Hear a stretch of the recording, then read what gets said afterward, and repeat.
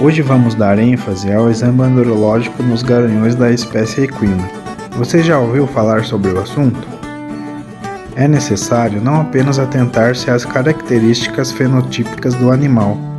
Um bom reprodutor da espécie precisa, além da sua beleza e de seu desempenho, possuir características andrológicas que comprovem sua capacidade reprodutiva e fértil.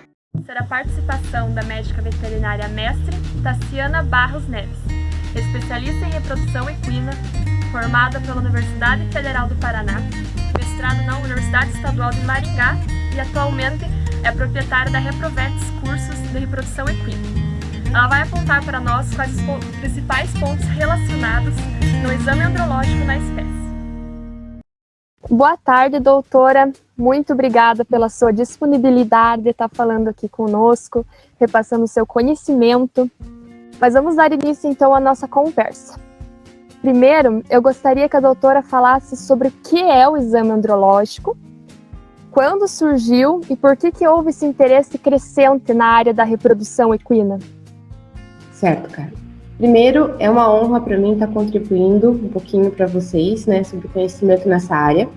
O exame andrológico nada mais é do que um exame que nos traz uma resposta a respeito da capacidade reprodutiva desse garanhão. É difícil a gente dizer exatamente quando ele surgiu. O fato é que ele vem cada vez ficando mais acurado. Então, pensando de uma maneira prática, ao chegar a uma propriedade para realizar os exames, quais que são os primeiros pontos abordados? Então, a gente vai ver as condições também alimentares, as condições que ele se mantém, ou se ele se mantém num piquete sozinho, ou junto com outros animais, ou somente dentro de uma baia, né? Tudo isso vai entrar no contexto de uma anamnese, numa relação indireta do resultado desse exame. Para fazer o exame, a gente sabe que pode ser começado com a coleta do sêmen. Então, como que acontece essa coleta na espécie? Certo. A coleta de sêmen do cavalo, ela pode ser feita tanto com um manequim quanto com uma égua, né? Uma égua em cio. E a gente exige que essa égua seja, a gente chama de peiada, a gente utiliza materiais, né, utensílios de proteção para o veterinário, tanto para o veterinário quanto para o cuidador, quanto para o próprio cavalo. A doutora pode apontar quais são os principais pontos de análise e por que da sua importância? E também qual é a diferença dessa avaliação imediata para mediata? Certo. São diversas situações. A própria estação do ano. 2, o local que ele é coletado, né? Se esse local é seguro para o animal.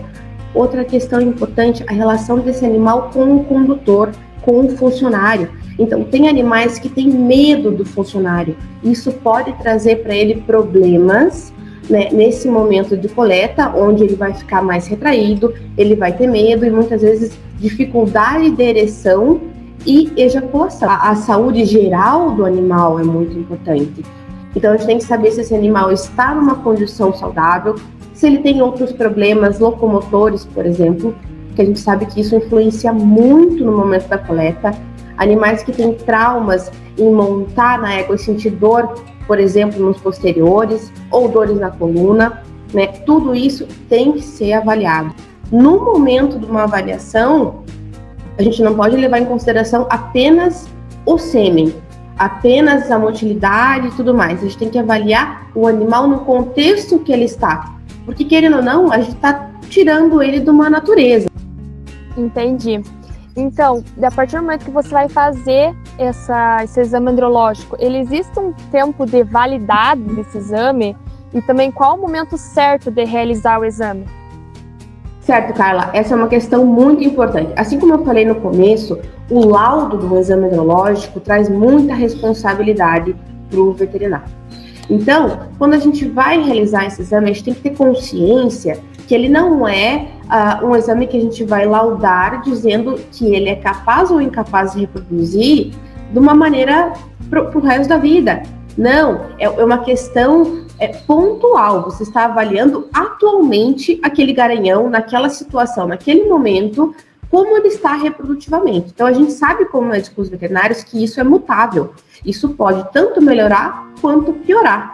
Então, a gente, no laudo, a gente coloca que aquele laudo, ele condiz, né, com a situação atual e até 60 dias após aquela data. Isso porque nós sabemos que existe uma onda espermática. A onda espermática, ela compõe tanto o período da espermatogênese que acontece dentro do testículo, quanto o período que esse espermatozoide está no epidídimo, certo? Então, é espermatogênese mais maturação espermática. Esse período a gente considera aí numa média que ele acontece em 60 dias. Então, você está avaliando aquele momento daquele animal. Você não pode considerar que aquilo é imutável, que sempre vai ser daquela forma, ok?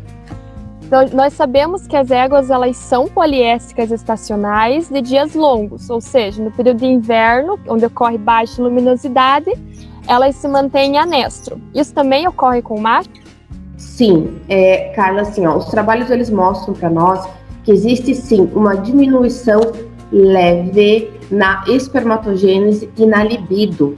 Ou seja, o garanhão ele também é responsivo, ele é influenciado pelo tempo de luz do dia. Mas isso não quer dizer que ele se torne incapaz de reproduzir fora da estação, né, no período de inverno. É importante a gente lembrar que esse exame andrológico tem que ser feito dentro de uma estação e que ele não tenha ficado muito tempo sem ser coletado. A gente sabe que isso também interfere no resultado, certo? Certo.